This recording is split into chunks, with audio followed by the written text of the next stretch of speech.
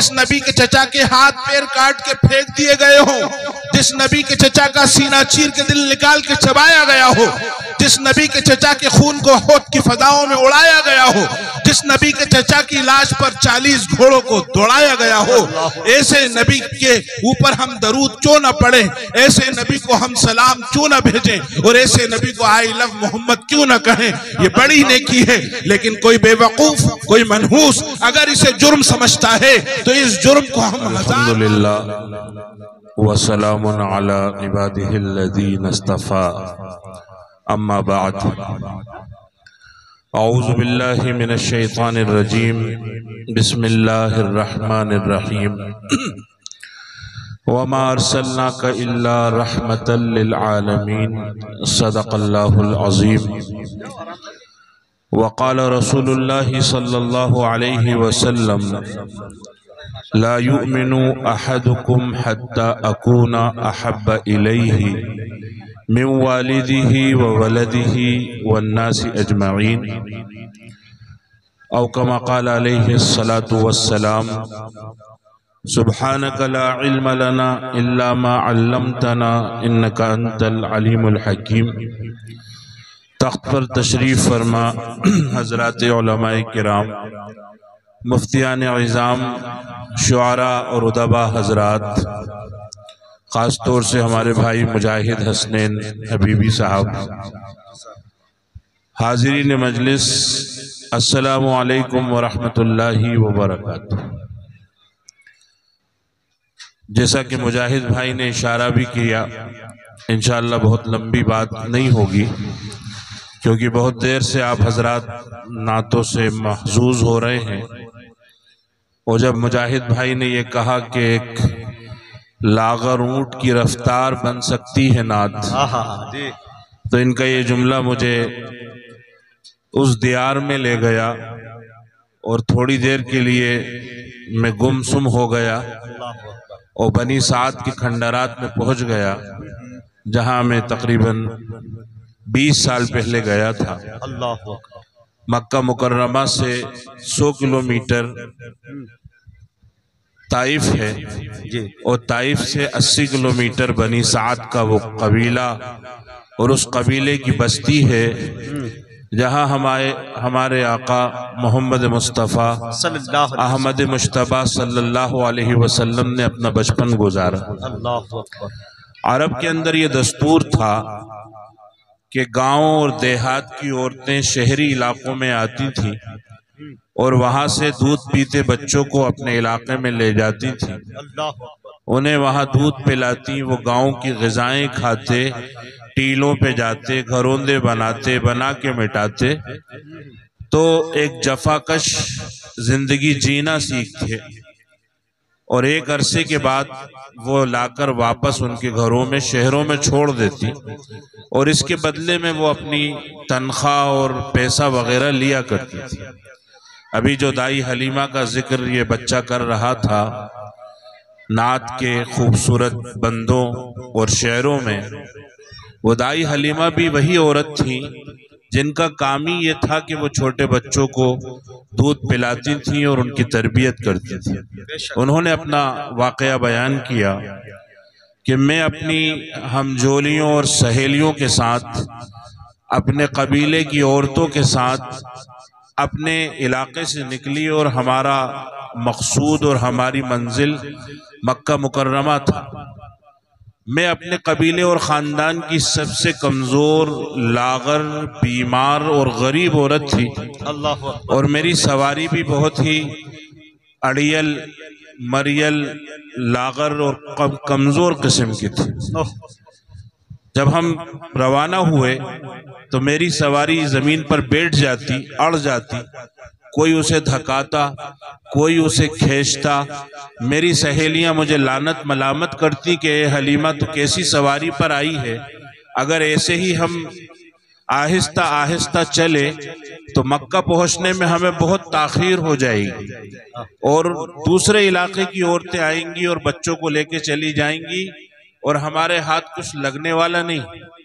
और मैं उनसे कहती कि मुझ पे तरस खाओ, मुझ पे रहम करो, मैं गरीब औरत हूँ, लागर औरत हूँ, ऐसे किसी न किसी तरीके से हम मक्का मुकर्रमा पहुंचे, उठे गिरे पड़े उठे चले गए, राह में तेरी यूं सितम सहे चले गए। मक्का मुकर्रमा जब पहुंचे, औरतें भाग भाग के मुख्तलिफ घरों में गईं और अपनी पसंद के बच्चे उठा लाई, मामला तय कर लिया। लेकिन जब कोई औरत, कोई आया, कोई दाई हमारे आका मोहम्मद मुस्तफ़ा के घर जाती, आप छोटे से दूध पीते बच्चे थे, वो गोद में आपको उठाती और ये कहती कि माशा अल्लाह कैसा खूबसूरत बच्चा है, चेहरा जैसे चांद का टुकड़ा है, आंखों में जहानत और फतानत है, अब जरा इसके अब्बा को बुलाओ ताकि हम अब्बा से पूछें 2 साल 4 साल हम घर में इसे रखेंगे तो हमें क्या मिलेगा, हम इसकी तरबियत और परवरिश करेंगे तो हमारे हिस्से में क्या आएगा, हम अपना लहू दूध की शक्ल में इसे पिलाएंगे तो हमें क्या तनख्वाह मिलेगी। ये बात करती कि इसके अब्बा को बुलाओ। तो आमना जो एक बेवा माँ थी, वो रोहा से लहजे में कहती कि इसके अब्बा का तो इंतकाल हो गया, हाँ दादा को बुलाते हैं। अब्दुल मुत्तलिब वो भी खांसते हुए बड़े मियाँ आ जाते, तो वो औरत सोचती कि हमें यहाँ से कुछ मिलने वाला नहीं है, एक बेवा औरत, एक बड़े मियाँ हमें क्या देंगे। तो उज़ुर करती, बहाना करती, मैं शाम को आती हूँ और बताती हूँ, कल आती हूँ और बताती हूँ, और जो जाती तो वापस नहीं आती। इसी तरीके से जब हलीमा जो कमजोर थी, लागर थी, जब किसी के घर में जाती और बातचीत करती तो घर वाले कहते पहले तू अपना तो पेट पाल ले, पहले तू अपने सगी औलाद को तो दूध पिला ले, फिर हमारे बच्चे की जिम्मेदारी लेना। इस तरीके से मेरे आका को यतीम होने की वजह से किसी ने लिया नहीं और हलीमा को गरीब और कमजोर होने की वजह से किसी ने अपना बच्चा दिया नहीं। वापसी का दिन आ गया, सारा काफिला वापसी की तैयारी करने लगा। सुबह सवेरे काफिला रवाना होने वाला है और हलीमा अपने खेमे के अंदर उदास बैठी हुई हैं। शोहर आए और आके कहा कि ए हलीमा, तुम क्यों उदास हो, तुम क्यों परेशान हो। कहने लगी क्या तुम मेरी गोद नहीं देख रहे कि हर मेरी सहेली की गोद में कोई ना कोई बच्चा है और मेरी गोद सूनी है। मेरा मजाक अपने इलाके में उड़ेगा कि हलीमा, तुझे किसी ने इस काबिल ही नहीं समझा कि अपना बच्चा तेरे हवाले करता, तो मुझे तो बड़ी शर्म आती है। अब शोहर ने बड़ी समझदारी की बात की और कहा कि हलीमा, वो कुरैशी यतीम बच्चा, उसे यतीम होने की वजह से किसी ने लिया नहीं, तुम्हें कोई बच्चा मिला नहीं, जाओ उस बच्चे को ले आओ। कहती है कि बदले ना खास्ता, बोझल कदमों से और सपाट चेहरे और खाली दिल के साथ में गई और जाकर बच्चे को गोद में उठा के ले आई। और खेमे में आके मैंने ये सोचा कि पराई औलाद है, पहले इसे दूध पिलाती हूँ, बाद में अपने बच्चे को पिलाऊंगी, क्योंकि मुझे मालूम था कि मैं कमजोर हूँ, बीमार हूँ, भूखी हूँ, मेरी छातियों में दूध नहीं है। 2 घूंट दूध होगा, ये बच्चा पी लेगा, 1-2 दिन गुजर जाएंगे, फिर अपने इलाके में जाके देखेंगे कि क्या होता है। कहती है कि जब मैंने इस बच्चे को अपनी गोद में लिटाया और दूध पिलाना शुरू किया, मेरी हैरत की इंतहा न रही कि दूध की गोया के नहरें बहने लगी, इसका भी पेट भर गया, मेरी सगी औलाद का भी पेट भर गया। शोहर खुश हो गए कि हलीमा, आज तो बच्चे का पेट भर गया है, अब मैं जाता हूँ ऊँटनी का दूध दोह के लाता हूँ, उसमें भी थोड़ा बहुत दूध होगा, क्योंकि वो एक गरीब की ऊँटनी है, खिलाने को हमारे पास चारा नहीं है, जितना भी दूध होगा पिएंगे और अपने बनाने वाले का शुक्र करेंगे। जब बर्तन लेके गए, मुझे आवाज दी और बर्तन ले आ, मैं और बर्तन ले गई, फिर आवाज दी पड़ोसी के खेमे से भी एक भगोना उठा ला, मैं पड़ोसी के खेमे से भी भगोना उठा लाई, जितने बर्तन हम इकट्ठा कर सकते थे सब भर गए। और मेरे शोहर मुझे देते हैं कि पी, मैं पीती हूँ और शोहर को देती हूँ कि आप पियो। ऐसे कटोरा इधर उधर होता रहा। आखिर में मैंने कहा खुदा की कसम, अब एक कतरा पीने की भी मेरे अंदर ताकत नहीं है। फिर हम जो सोए तो रात भर, बरसों बाद हमारे घर के अंदर वो रात आई कि पूरा खानदान खर्राटों से सोया। सुबह मेरी आंख खुली तो मेरे शोहर चीख रहे थे, हलीमा हलीमा। मैं उठी, क्या मुसीबत पेश आ गई, सुबह सुबह क्यों शोर मचा रहे हो। कहने लगे लक़द अख़ज़्ति निस्मतम मुबारका, किसी मुबारक शख्सियत को तुम घर में ले आई हो। हम अपना घर जानते थे कि महीने 2 महीने से क्या होता था, फाका था, बेदारी थी, परेशानी थी, मुसीबतें थी। आज की रात तो जैसे हमने बागों और बहारों में गुजारी है। फिर हम अपने ऊंट पे सवार हुए, वही कमजोर ऊंटनी जिसका जिक्र मुजाहिद भाई ने किया कि लागर ऊंट की रफ्तार भी बन सकती है नात।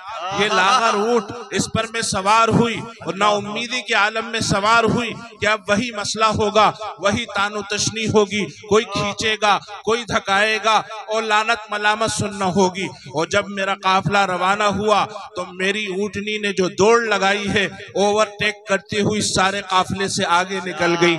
मेरी हमजोलियां और सहेलियां कहने लगी कि ए हलीमा, क्या ये वही सवारी नहीं है जिस पर तू आई थी? अब तो ऐसा मालूम होता है कि उड़ रही है।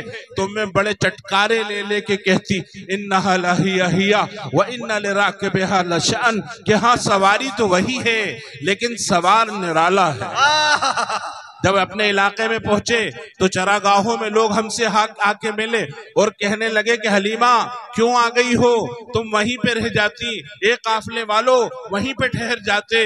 बनी साद के इलाके में तो कहत पड़ा हुआ है, हम भी भूखे मर रहे हैं, हमारे चौपाए भी भूखे हैं। तो जैसे तैसे हम अपने घरों में पहुंच गए और हमारे इलाके के चरवाहे जब जानवरों को लेके चरागाहों पे जाते और शाम को वापस आते तो उनके पेट दबे हुए होते और थन सूखे हुए होते।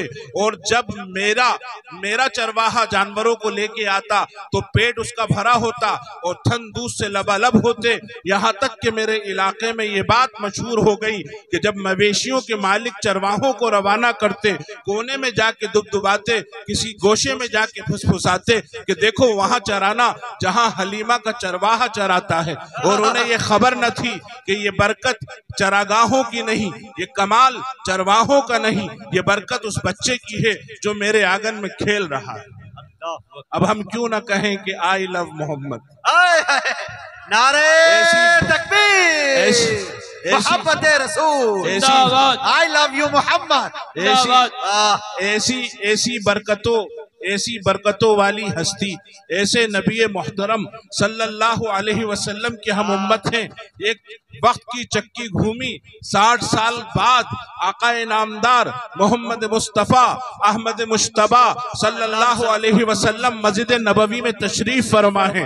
और एक सहाबी दौड़े दौड़े आते हैं कि हम पूछगछ कर रहे थे, मक्का के आसपास के कबीलों का सर्वे कर रहे थे, फहरिस्त में उन लोगों के नाम लिख रहे थे, उनसे पूछगछ कर रहे थे। तो एक औरत है, वो बिल्कुल कोऑपरेट नहीं कर रही है। वो ये कह रही है कि मुझसे कोई सवाल नहीं कर सकता, मुझसे कोई बात नहीं कर सकता, मुझसे कोई पूछगछ नहीं कर सकता, मुझसे कोई तफ्तीश नहीं कर सकता, क्योंकि मैं मोहम्मद की बहन हूँ।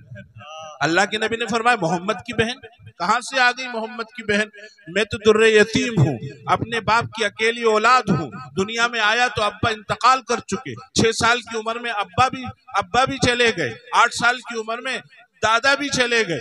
मैं तो अल्लाह ने मुझे यतीम बनाया है, मेरी कहां से कोई बहन आ गई? फिर भी उस औरत को लेकर आओ। जब वो आ गई तो आका ने फरमाया कि क्या तुम मेरी बहन हो?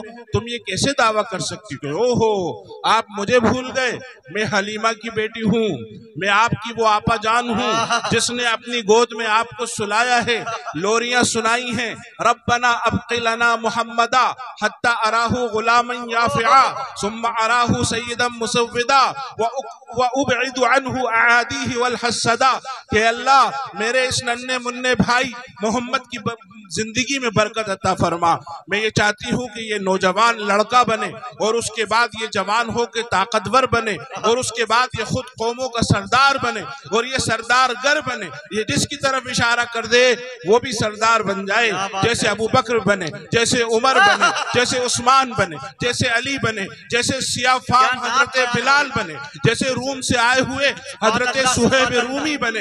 कहा सरदार बने और सरदार गर बने। और मैं इसकी नजरें उतारती हूँ और इसके दुश्मनों को इससे दफा करती हूँ। आपने कहा अच्छा तुम वो हो मेरी आपाजान? आपने अपने तन की आपने फरमाया कि अच्छा ये बताओ तुम्हारे पास कोई सबूत है कि तुम वही हो? कहा हाँ, एक मर्तबा मैं जंगल की सैर पे आपको लेके गई, आप मेरी पिड्डी पर सवार थे, शाम हो चली, दिन ढल चला और जानवरों की आवाजें आने लगी तो मुझे डर हुआ, तो मैं पलटने लगी। आपने कहा नहीं, मुझे तो और सैर करना है। और जब मैंने आपकी बात ना मानी तो आपने मेरे कंधे पे काट लिया, और ऐसा जोर का काटा कि निशान आज तक मेरे मोंडे और कंधे पे मौजूद है। ये आप कहे तो दिखा दूं। आपने कहा नहीं नहीं नहीं नहीं, इनका नाम है हुजाफा। लेकिन अल्लाह के नबी ने फरमाया, हा हुना या शीमा, ए शीमा, ए निशान वाली बहन, यहां आकर बैठ जाओ। चादर बिछा दी, बिठा लिया। अब आपने बातचीत शुरू करी। आप मुल्क के हिजाज के सियासी सरबराह हैं, आप हजारों मोमिनों के दिलों का नूर हैं, आप हजारों मुसलमानों की आंखों की ठंडक हैं, आप खालिको मखलूक के महबूब हैं, और आप एक गांव की देहाती औरत को अपने पहलुओं में बिठा के कहते हैं, ए निशान वाली बहन, यहाँ आके बैठ जा। उसके लिए अपनी तन की चादर उतारी और बिठाया, और फिर आप उससे सवाल कर रहे हैं, अच्छा बनी साद का वो टीला कैसा, क्या हुआ, और वो बड़ी वाली बकरी का क्या हुआ, और छोटी वाली बकरी का क्या हुआ, और ऊंट का क्या हुआ, और उन जंगलों का क्या हुआ जहां हम सैर करते थे। और दरमियान में आप जो है अपनी बात भी कहते जाते, अल्लाह एक है, मैं अल्लाह का रसूल हूँ। अरे मैं सरदार नहीं हूँ, अरे मैं बादशाह नहीं हूँ, मैं अल्लाह का रसूल हूँ, मैं अल्लाह का महबूब हूँ। बातों ही बातों में उन्होंने हाथ बढ़ाया और मुसलमान हो गए। अल्लाह अकबर। अल्लाह अल्लाह के नबी ने फरमाया, ए निशान वाली बहन, ए शीमा, अगर तुम यहाँ रुकना चाहो तो ये तुम्हारा घर है, और अगर जाना चाहो तो तुम जा सकती हो। मैं तुम्हें जबरदस्ती नहीं रोकूंगा। अगर रोक लिया तो ये अफवाह फैलेगी कि बगैर हक के मैंने बनी साद की एक औरत को रोक लिया। कहती है कि देखिए, मैं तो आपके कदमों में अपनी जान देना चाहती हूँ, लेकिन बनी साद सारे के सारे ना अल्लाह को जानते हैं ना रसूल को जानते हैं, इसलिए मेरा जी चाहता है कि मैं जाऊं और उनको दीन का पैगाम सुनाऊं। आपने फरमाया सहाबा से, ये मेरे सहाबा, क्या मेरी बहन के लिए हदिये भी नहीं लाओगी? इतनी भी तौफीक नहीं हो रही। सब भागे भागे गए, जिसके घर में जो था वो लाया। हजरत शीमा का ऊंट लद गया, उस पे बैठने की जगह ना बची। आपने फरमाया, मेरे पैसे लेकर जाओ और मदीना की चरागाहों में जो सबसे अच्छा ऊंट हो वो ऊंट लेकर आओ। ऊंट लाया गया। अल्लाह के नबी साथ साथ चले और आपने फरमाया, इस पे सवार हो जाओ। वो दाएं बाएं देखने लगी कि यहाँ तो मर्दों का हुजूम है, मैं कैसे ऊपर चढ़ूं, कैसे सवार हूँ, एक उलझन सी है। अल्लाह के नबी, नबियों के सरदार जमीन पर बैठ गए और अपना घुटना खड़ा कर दिया और फरमाया, यहाँ पे पैर रखो और ऊपर चढ़ो। वो ठिठक गई, तजब्जुब और तरद्दुद का शिकार हो गई। आपने फरमाया, हाँ मैं नबियों का सरदार हूँ, अल्लाह का रसूल हूँ, लेकिन मैं तेरा भाई भी हूँ। आपने इसरार किया। हजरत शीमा ने आपके रुकबे पे पैर रखा और ऊपर बैठी। आपने लगाम पकड़ी, 3 मील तक छोड़कर आए। जब पलट कर आए तो आपकी आंखों में बहन की मोहब्बत के आंसू थे। ये दूर शरीक बहन है जिसको अल्लाह के नबी ऐसे निभा रहे हैं। जब अपने इलाके में पहुंची, औरतें आ गई कि तुम कहती थी कि तुम मोहम्मद की बहन हो और तुम्हारा भाई सरदार है, तुम्हारा भाई बादशाह है। कहने लगी, नहीं नहीं, वो तो अल्लाह के नबी हैं, उन्होंने मेरे साथ इतना अच्छा सलूक किया, उन्होंने मुझे हदिये दिए, उन्होंने मुझे ऊंट दिया। ऐसा अखलाक का किस्सा सुनाया। ऊंट पे से उतरने से पहले 60 औरतें मुसलमान हो गई और 2 साल के अंदर पूरे बनी साद मुसलमान हो गए। 80 घरानों को लेकर अल्लाह के नबी की खिदमत में। अब हम क्यों ना कहें, आई लव मोहम्मद। क्या बात है भाई, ये मेरे आका का किरदार है, ये मेरे आका का अखलाक है, ये मेरे नबी सल्लल्लाहु अलैहि वसल्लम, जिस नबी सल्लल्लाहु अलैहि वसल्लम ने हमारे लिए कुर्बानियां दी हों, वो चेहरा, जिस चेहरे को देखा हस्सान इब्न साबित रज़ी अल्लाहु अन्हु ने तो चीख पड़े, अहसन मिनका लम तर क़त्तु आइनी व अजमल मिनका लम तलिद निसाउ खुलिक़त मुबर्रअन मिन कुल्ली ऐबिन कअन्नका क़द खुलिक़त कमा तशाउ। आपसे ज्यादा हसीन चेहरे वाला मेरी आंखों ने कोई देखा नहीं, आपसे ज्यादा प्यारा दुनिया की माओं में से किसी माँ का बच्चा हुआ नहीं। आप तो ऐसे ऐबों से पाक होकर पैदा हुए हैं जिसे अल्लाह ने उससे पूछकर उसे पैदा किया हो। मेरे महबूब कैसा बनाऊं, जैसा आपने कहा अल्लाह ने वैसा बना दिया। जाबिर इब्ने अब्दुल्ला खाना खा के शाम को घर से निकले तो देखा 14वीं रात का चांद अपनी आबो ताब के साथ चमक रहा है, दमक रहा है। कहने लगे सुभान अल्लाह, मा अहसनल मंजर, कैसा खूबसूरत मंजर है, कैसा चांद है, अल्लाह इसका खालिक है, अल्लाह इसका मालिक है। कहते उसी घाटी पे से अल्लाह के नबी तशरीफ ले आए। आपके चेहरे अनवर पर जो मेरी निगाह पड़ी तो अटक गई। कभी मैं आपका चेहरे अनवर देखूं, कभी चांद देखूं, कभी चेहरा देखूं, कभी चांद देखूं, कभी चेहरा, कभी चांद। आखिर में दिल थामा, ठंडी आह भरी और कहा ए जाबिर क्या देखता है? अल्लाह के नबी का चेहरा चांद से भी ज्यादा हसीन और खूबसूरत। कल 14वीं की रात थी, शब्बर रहा चर्चा तेरा, किसी ने कहा ये चांद है, किसी ने कहा चेहरा तेरा। हजरत आयशा रज़ी अल्लाह अन्हा फरमाती हैं यूसुफ को देखने वाली हुस्न परस्त औरतों ने जब यूसुफ को देखा तो अपनी उंगलियां काटी थी। खुदा की कसम अगर वो मेरे सरताज मोहम्मद मुस्तफा को देख लेती अपने दिल काट लेती। बेशक हक है। और इस चेहरे पे इब्ने क़ैमिया ने हरबा फेंक के मारा, गंडासा घूमता हुआ आया ओहद के मैदान में और अल्लाह के नबी के चेहरे पे यहाँ पे लगा। खोद की कड़ियां आपके रुखसारों में धस गई, हड्डी में उतर गई, निकालने वाले के दांत टूट गए। अब्दुल्ला इब्ने शहाब ने पत्थर मारा तो सर फट गया, आप पीछे हटे तो गिर गए, बेहोश हो गए, अफवाह उड़ गई इन्ना मुहम्मदन क़द क़ुतिल, कि मोहम्मद सल्लल्लाहु अलैहि वसल्लम शहीद हो गए। ये खबर उड़ते उड़ते पहाड़ पर खेमे में हजरत फातिमा रज़ी अल्लाह अन्हा के कानों में पड़ी, तड़प गई, खेमे से निकली, पहाड़ से उतरी, भीबिल को चीरती हुई, तलवारों और नेजों के साए से होती हुई अपने अब्बा को जाके देखा। मुझको अंबर से ज्यादा पाकीज़ा लहू बह रहा है। न कोई पट्टी थी बेटी के पास के बांध देती, न कोई मरहम था के लगा देती। चटाई का टुकड़ा मिल गया, उसे जलाया और उसकी राख अपने अब्बा के जख्मों पे लगाई। थोड़ी देर के बाद अल्लाह के नबी को होश आता है, पलकें कांप रही हैं, होंठ थर्रा रहे, लोग चीख रहे हैं अद्दुआ अलैहिम या रसूल अल्लाह, ए अल्लाह के नबी बद्दुआ फरमा दीजिए। ऐसे वक्त में भी ये शान करीमी, ऐसे वक्त में भी ये रहमतुल लिल आलमीन फरमाते हैं अल्लाहुम्मा हदी कौमी फइन्नहुम ला यअलमून, ए अल्लाह मेरी कौम को हिदायत दे दे, ये नादान है, ये ना समझ। अब हम क्यों ना कहें कि आई लव मोहम्मद। जिस नबी के चचा के नाक कान काटे गए हो और हार बना के पहना गया हो, जिस नबी के चचा के हाथ पैर काट के फेंक दिए गए हो, जिस नबी के चचा का सीना चीर के दिल निकाल के चबाया गया हो, जिस नबी के चचा के खून को होद की फजाओं में उड़ाया गया हो, जिस नबी के चचा की लाश पर 40 घोड़ों को दौड़ाया गया हो, ऐसे नबी के ऊपर हम दरूद क्यों न पढ़े, ऐसे नबी को हम सलाम क्यों न भेजें और ऐसे नबी को आई लव मोहम्मद क्यों न कहें। ये बड़ी नेकी है। लेकिन कोई बेवकूफ, कोई मनहूस अगर इसे जुर्म समझता है तो इस जुर्म को हम 1000 बार करेंगे। व आखिरु दावाना अनिल हम्दुलिल्लाहि रब्बिल आलमीन।